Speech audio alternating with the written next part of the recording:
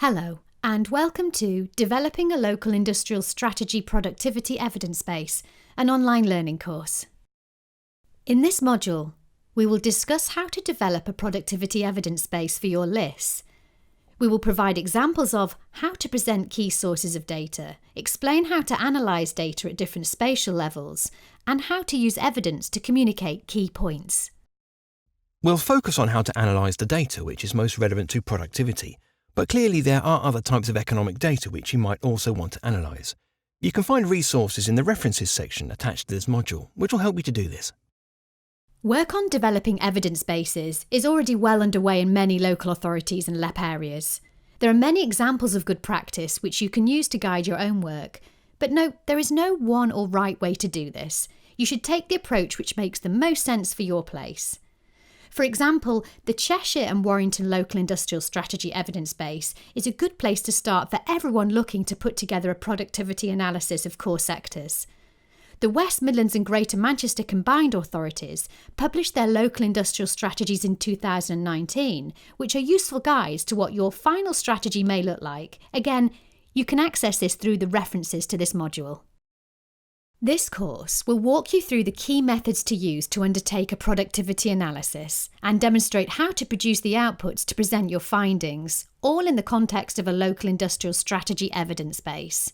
The module is structured in 3 parts, presented as 3 separate videos. Part 1 explains why it's important to undertake a productivity analysis and introduces the main variables we need to measure. We'll introduce the 6 key outputs which we believe form the backbone of a strong productivity evidence base for the local industrial strategy. These are by no means exhaustive, and we do suggest possible additional contents that might be useful to have. Part 2 explores the first 2 of these outputs, GVA per hour and GVA per job. These are the 2 core productivity metrics. This video will show you how to do a productivity analysis for your area, digging into how productivity changes over time and across different geographies. We will give you clear and detailed guidance for all the stages, from the sources of data and how to download the datasets, to how to do the calculations and produce the key tables and charts. But don't worry, if you have little or no prior knowledge of data analysis, we explain all these processes step by step in a simple and clear way. While Part 2 will show how we measure productivity. This opens up further questions about what causes productivity levels to rise and fall, and how we can better understand productivity in particular places. Part 3 will guide you through the remaining 4 outputs, which are all indicators of what is driving productivity: sector specialisation, the business environment, earnings and employment.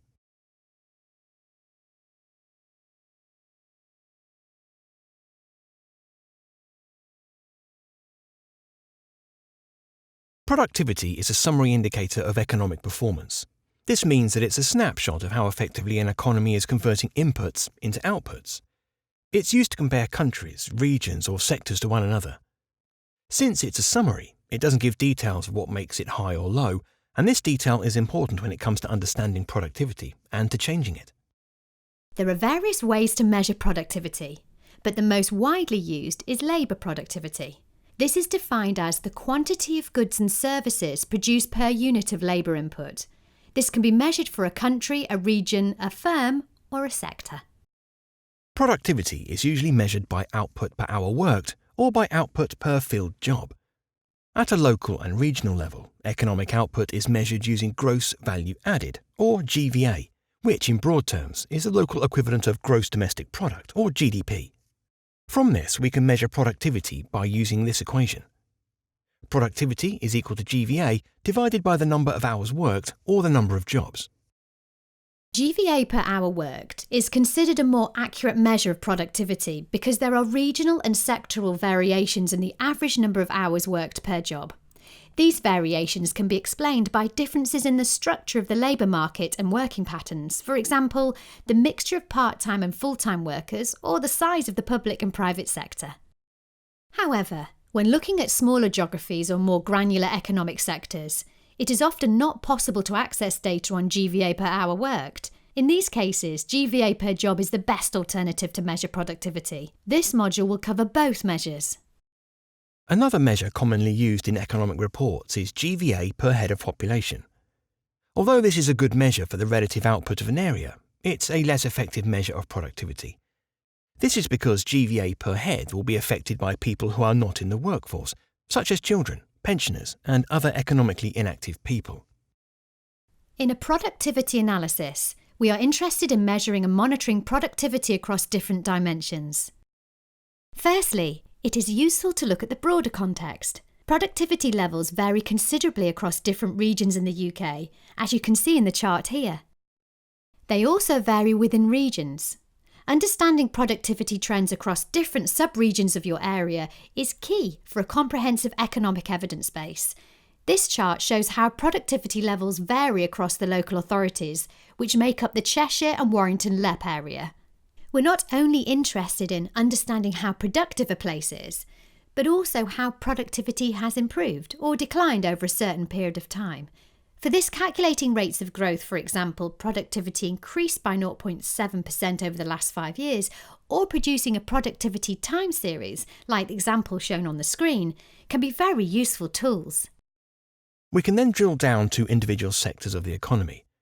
A sectoral productivity analysis is a key part of understanding an area's economic strengths and challenges, because you can compare the productivity of each sector to the national averages. But it's also important for inclusive growth policy. Low and stagnant average earnings and in-work poverty are often concentrated in specific sectors of the economy. Achieving sustainable increases in earnings in these sectors will require improvements in productivity. In summary, productivity can be measured at a regional and local level, across time and at a sectoral level. This data becomes more meaningful as we make comparisons to other areas. It's important to note that the level of detail available reduces as we look at smaller geographies, whereas at a regional level we can get detailed sector data. At a local authority level, we can only access data to look at broad industrial groups. These issues will be covered in more detail in Part 2.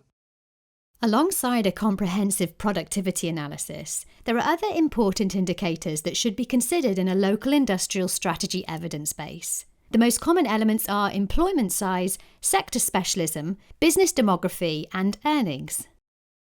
Measuring employment size, or the number of jobs in an area, is important to assess economic impact.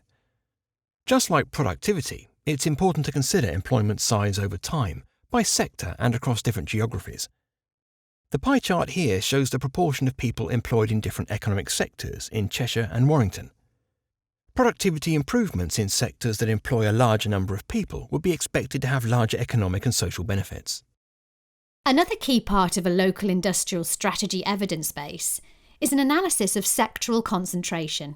Higher levels of employment concentration in a particular industry can be indicative of higher levels of specialisation and competitiveness. The most common measure of sectoral concentration is the location quotient. The bubble chart on the screen demonstrates how this can be illustrated. This measure will be explained in Part 3.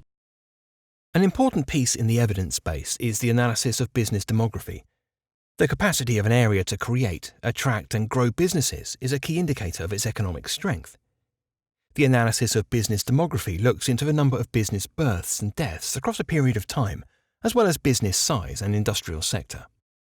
Finally, increasing earnings power is one of the key objectives of the industrial strategy and a key indicator of productivity. Therefore, another important piece of a local industrial strategy evidence base is to understand the level of earnings in the area, how it has changed over time, and how it compares to other places and to the national average. We'll return to all of these indicators in Part 3. But firstly, in Part 2, we'll explain in more detail how to produce the two key productivity metrics, GVA per hour worked and GVA per job.